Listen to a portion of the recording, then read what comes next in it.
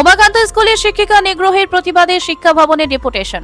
আগরতলার উমাকান্ত স্কুলে এক শিক্ষিকাকে নিগ্রহ করার অভিযোগকে কেন্দ্র করে তীব্র প্রতিবাদ জানান শ্রমজীবী নারী সমন্বয় কোঅর্ডিনেশন কমিটি।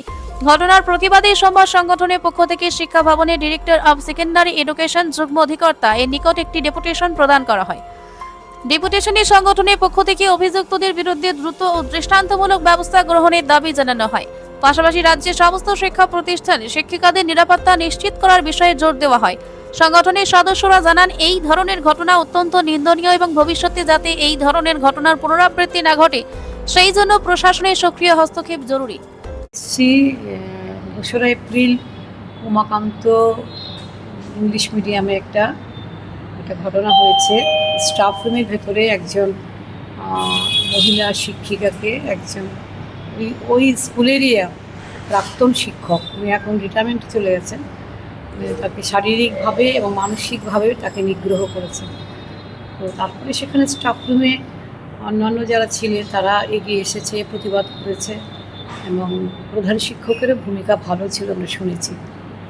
সভা ডেকে তারপরে এটাকে একটা মীমাংসা করার একটা নিয়েছেন, উদ্যোগ নিয়েছেন এবং মোটামুটিভাবে উনি সফল হয়েছেন। আমরা ভিক্টিমের সঙ্গে কথা বলেছি, উনি কিছু বলতে চাইছিলেন না, একটা ভয়ও আছে, একটা লজ্জাও আছে। আমরা তো ওনার সঙ্গে দেখা করতে পারিনি। একটু উনি স্বাভাবিক হলে, উনি স্বাভাবিকই আছেন, স্কুল টুল করছেন, আর একটু বিষয়টা সরে গেলে, মনের থেকে সরে গেলে আমরা ভাবছি কি একটু দেখা করব।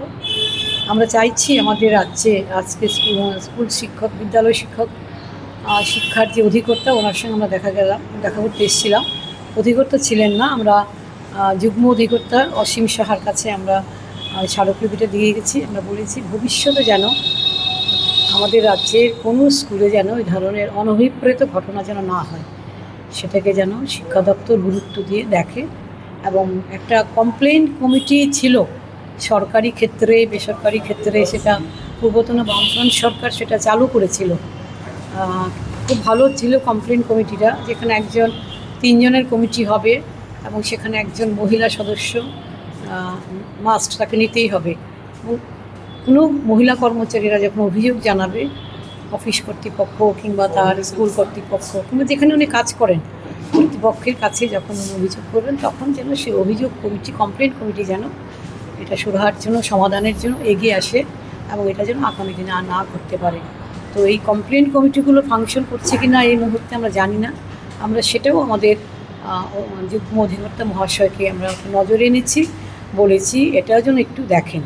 অন্তত স্কুলগুলিতে উনি দেখতে পারবেন, যেহেতু বিদ্যালয় শিক্ষার অধিকর্তা কিংবা যুগ্ম অধিকর্তা, এটা তো ওদেরই কাজ।